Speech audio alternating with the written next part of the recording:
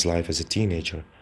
What might be more interesting to me is that the first real affection Marc Dutroux has experienced is when, at the age of 15, he goes to school in Charleroi and he meets an old pedophile there. And this is the first... He denies it because Dutroux is a macho after all, but it's absolutely clear that at the age of 14, 15, Marc Dutroux is a boy prostitute. These are the visions in which he gets an adult. Sex is commercial. As a young adult, Dutroux would hang out at the local ice skating rinks, where he found he had easy access to young girls. The manager of the Charleroi ice rink received complaints that Dutroux was tripping them up so he could touch them. It was here that he met his wife, Michelle Martin. In 1985, 3 years after they met, Dutroux and Martin were arrested by police. Dutroux was found guilty of the abduction and rape of 5 women. Michelle Martin was also sent to prison for her role in the crimes. Michelle Martin is always presented as a weak woman, totally under influence of the monster Marc Dutroux. If you look to the facts of 1985, that's the first series of kidnappings, you can see that Michelle Martin, at least 2 occasions, drives the car while Dutroux grabs a girl in the street. It's she who goes to the shop to rent the camera, to produce pedophile material, while Dutroux is raping the girl. Dutroux was released from prison in 1992 after serving just 6 years of his 13-year sentence. Immediately, he started on an elaborate plan that would enable him to continue kidnapping young girls, but this time without being caught. He began constructing an underground cell in the basement of one of his houses, in Marchienne-d'Auchery. Informant Claude Thiroux tipped off the gendarmes.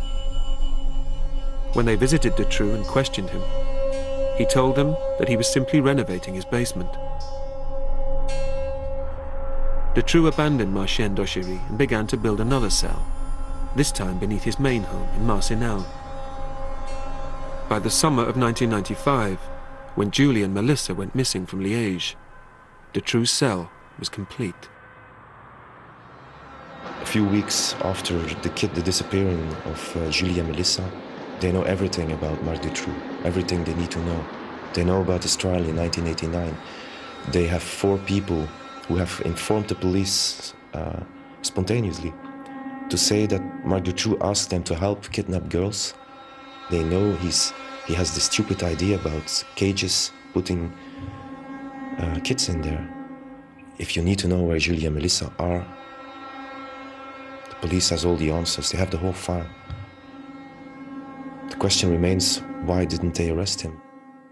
Instead of arresting Dutroux, the gendarmes started a secret surveillance operation on his house in Marcinelle, codenamed Othello. In charge was gendarme René Michaud. René Michaud was the man in charge. He monopolized all the information that came in about Dutroux in the second half of 1995. It's all going to René Michaud. And he puts it in his bag and he says, "This is my secret operation. I keep my information here." Under Operation Othello, the gendarmes watched the house for 5 months, but for some reason made no further moves on Dutroux. Then, on December the 6th, he was arrested by the local police for car theft and placed in custody. The gendarmes, hearing that the police were planning to search the house, became alarmed. La gendarmerie, Monsieur Michaud. The gendarme, Monsieur Michaud, hurried to the examining magistrate, stepped into the room and said, "Don't send an ordinary police commissioner, send me, Michaud, because I know Dutroux, and I've had him under surveillance for some time." So, they didn't send a police commissioner, they sent Michaud.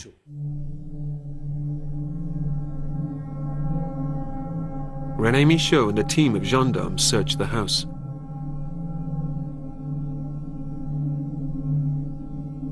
They discovered a stash of video cassettes.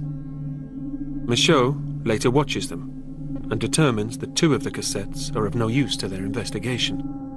René Michaud put some kind of symbol on it, and it meant not important, don't look at it. These were the 2 most crucial cassettes. 4 years later, the 2 videos would be discovered and watched by another police department. One of them showed Marc Dutroux constructing a ventilation system to his underground cell. The other one showed Dutroux raping a girl on a trip to Slovakia, and other images of a group of young gypsy children, undressed below the waist.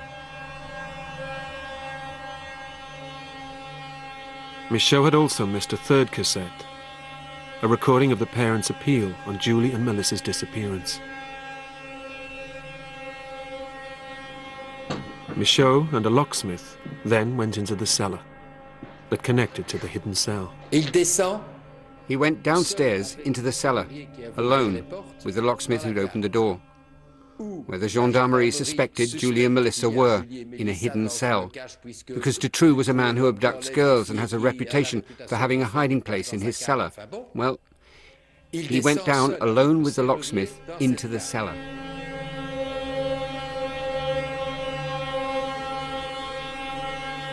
In the cellar, they discovered chains, vaginal cream, a gynecological speculum.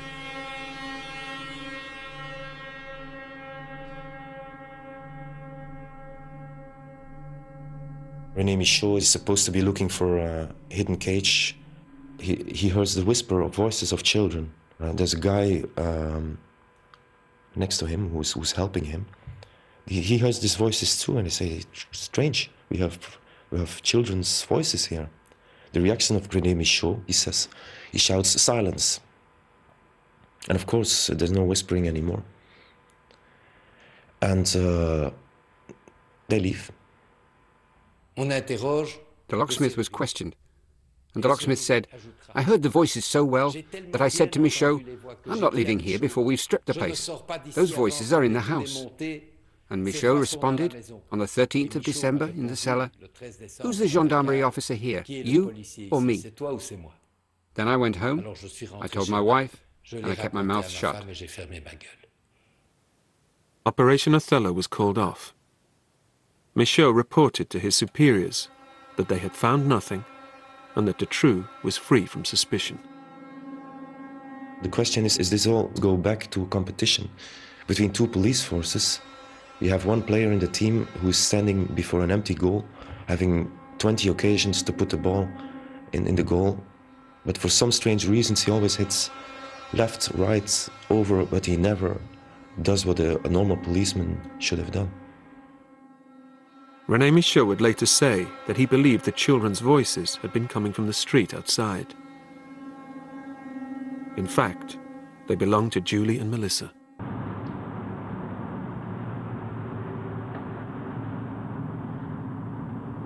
March 1996.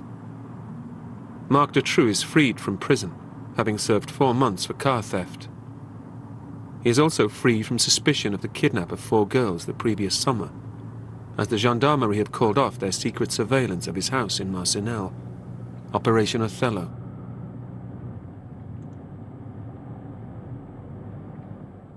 Dutroux in prison must have been saying to himself, the gendarmerie, they really are good, because he knew through his wife that the house had been searched, and he knew through his wife that Michaud had gone into the cellar, and he knew through his wife that Michaud had come back up without having seen anything.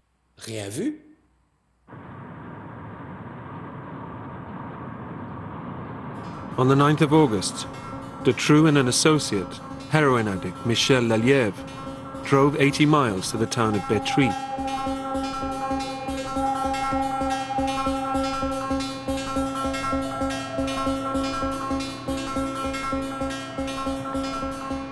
In search of young girls, they hung around the local swimming pool. 14-year-old Laetitia Delhez appeared.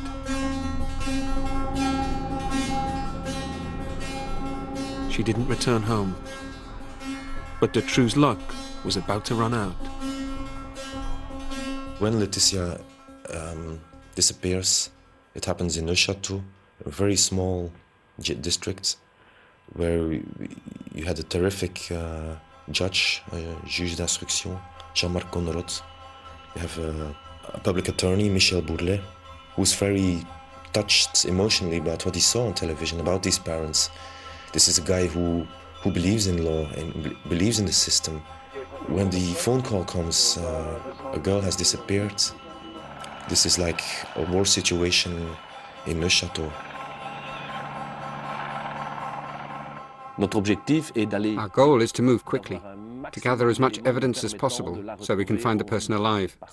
Because it's only when our investigation is well underway that we can know whether it's a kidnapping, a disappearance, an abduction. Within 3 days, the investigators had found a witness who had seen a suspicious white van in the area, and another who could recall part of its number plate.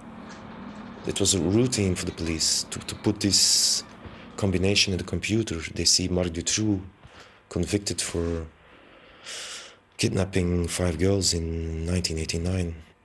That's how they have found Marc Dutroux. Dutroux was arrested for the kidnap of Laetitia. Also arrested were Michel Martin and Michel Lelièvre. But it would be another 3 days of interrogation before the police knew what they were dealing with. Dutroux and Lelièvre were being held and questioned, and Lelièvre was in need of a fix, and Lelièvre at some point cracked, and it all came out.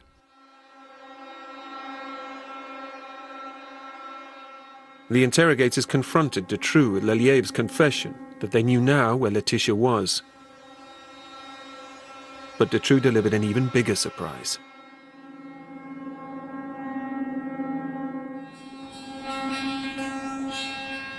He confessed that 2 months earlier, in the small town of Caen near Tournai, he had kidnapped another girl, 12-year-old Sabine Dardenne.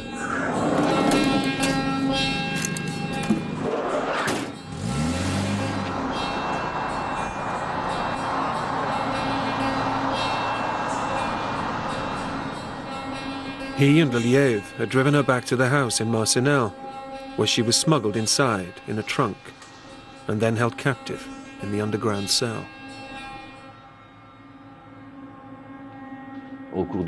During the interrogation, well, Marc Dutroux said, "It's not one girl I'm going to give you, but 2. And he pointed to a photo behind me, and it was Sabine's photo. And I turned round and I said to him, "That's Sabine." And he said to me, "Yes." They didn't know about Sabine Dardenne. They didn't know anything about this. It was a complete surprise to find a second girl. The police took Dutroux back to the house in Marcinelle. They needed him to show them the hiding place where they would find Laetitia and Sabine.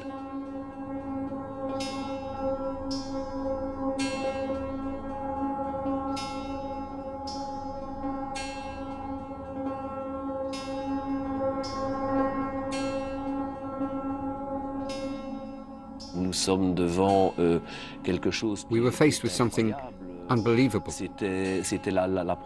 It's the first time I can remember discovering anything like that. So, for a police officer, freeing 2 girls is something... There are no words to describe it. C'est indescriptible.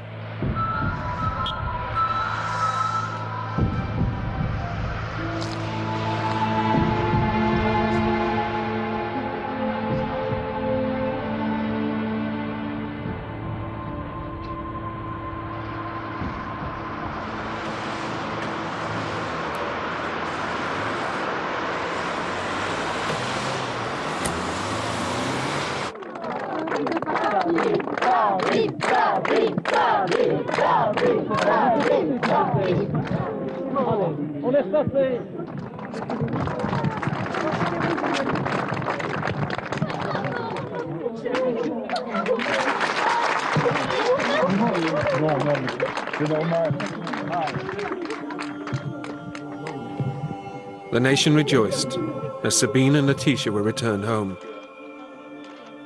But within days, the horror of what they had had to suffer began to surface. Details of the basement cell where they'd been held prisoner were revealed to the outside world.